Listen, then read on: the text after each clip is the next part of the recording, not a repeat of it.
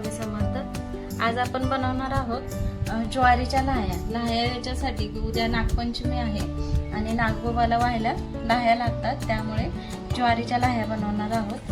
तर त्यासाठी मी इथे पाऊण वाटी मी ज्वारी घेतलेली आहे आणि इथे एक डब्बा घेतलेला आहे, त्याच्यामध्ये आपण ज्वारी भिजत घालणार आहोत।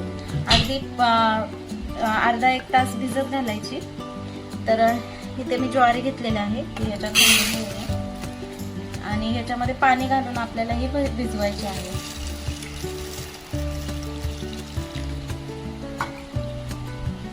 तर इथे या ज्वारीच्या ऐवजी इथे आपण मकाही घेऊ शकतो, जी सुकलेली असते ती वाळलेली मका, ज्याने पॉपकॉर्न बनवतात ती। आणि त्या जागी इथे जे गव्हाचे सातू असतात ना, त्याच्याही लाह्या बनवतात।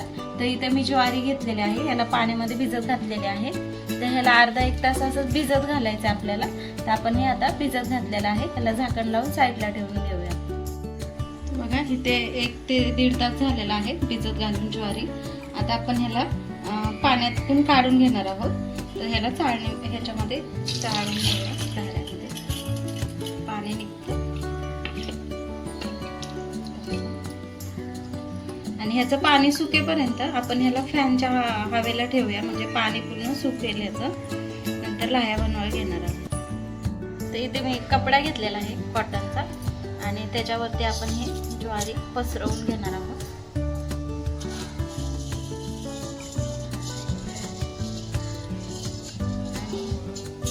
हिचं पाणी थोडंसं सुकलं की आपण लगेच ह्याच्या लाह्या बनवायला घेणार आहोत। तर तोपर्यंत 5 मिनिटं असेच ठेवते मी हवेला, सुकलं की लाह्या बनवायला घेणार आहोत।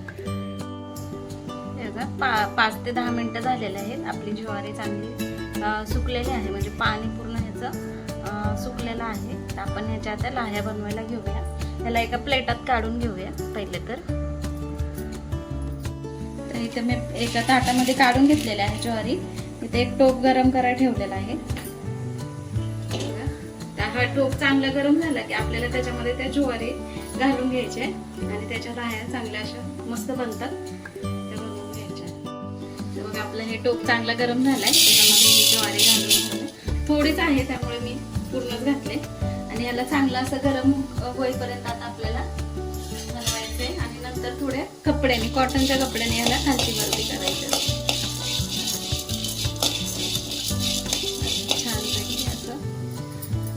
लाह्या करत राहायच्या।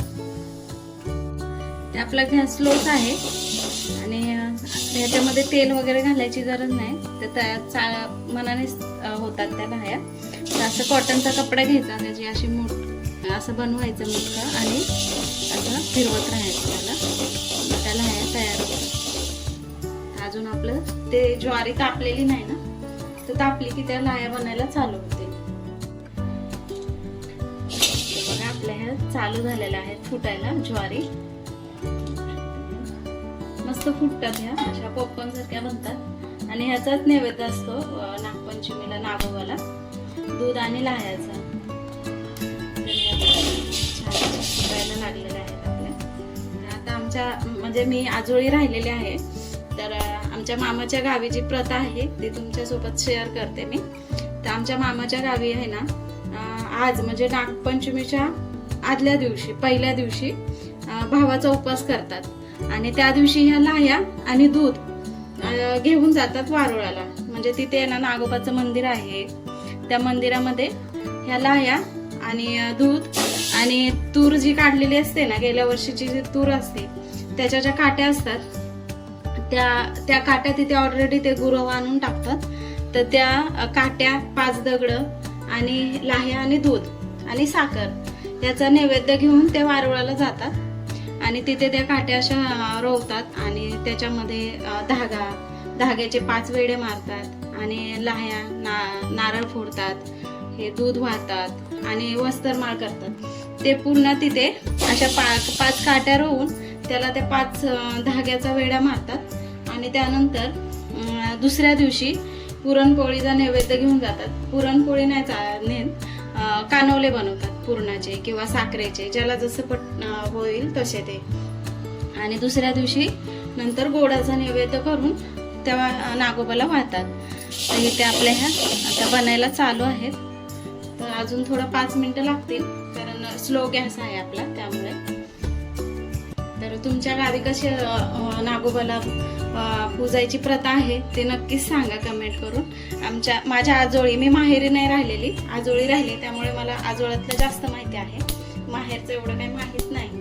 तर तुमच्या इकडे कसं नागोबाला पूजतात किंवा वारोळ्याला कशा पद्धतीने जातात ते मला नक्कीच सांगा. तर बघा आपल्या आता छान अशा फुलायला तयार चालू झालेल्या आहेत. या उडतात, थोडा वेळ लागतो, 5 ते 10 मिनिटं लागतात, 5-10 मिनिटं, पण होतात, छान होतात. तर आमच्या आजी ह्या लाह्या पूर्वी घरीच बनवायची, आता कसं भेटतात मार्केटमध्ये विकत वगैरे. तर आमच्या आजी ह्याला असंच भिजवून वगैरे बनवायची. आणि नंतर आम्ही, म्हणजे माझी एक छोटी मावशी होती, मी मावशी वगैरे असं जायचो आम्ही वारोळ्याला पुसायला. हे चालू झालेलं आहे. आमची आजी खूप लवकर बनवायची, कारण नंतर परत शेतात पण जायचं असायचं तिला. तर आम्ही पटकन वारोळ्याला जाऊन नंतर शाळेत, शेतात, म्हणजे सुट्टी तर असते नागपंचमीला गावी, त्यामुळे शेतात जायची घाई असायची. कारण उद्या नागपंचमी ना, त्यामुळे आदल्या दिवशीच आम्ही पूर्ण शेताची कामं वगैरे करून घ्यायचो, कारण दुसऱ्या दिवशी झोका खेळायला जायचं असायचं आम्हाला, त्यामुळे. तर ह्या बघा आपल्याला ह्यात आता छान बनायला चालू झालेलं आहे. तुमच्या इकडे कसे पद्धतीने नागोबाला पुजतात ते नक्कीच सांगा कमेंट करून.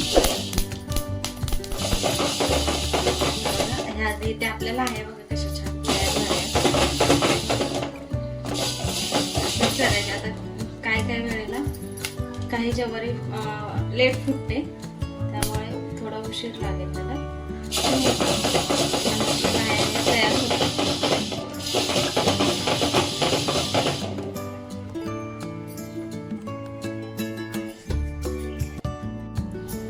तर बघू शकता आपले हे लाह्या तयार झालेल्या आहेत नागोबाला वाहण्यासाठी. आणि थोडा वेळ लागतो, पण होतात ह्या छान अशा, फुलतात पण. 1 वाटी टाकले, पाऊण वाटी टाकलेली तर पूर्ण 1 छोटी वाटी लाह्या आपल्या तयार होतात, कारण काही ज्वारी कडक राहते ना, ती फुटत नाही लवकर. तर अशा ह्या आपल्या तयार झालेल्या आहेत. कशा वाटल्या ते नक्की सांगा. श्री स्वामी समर्थ.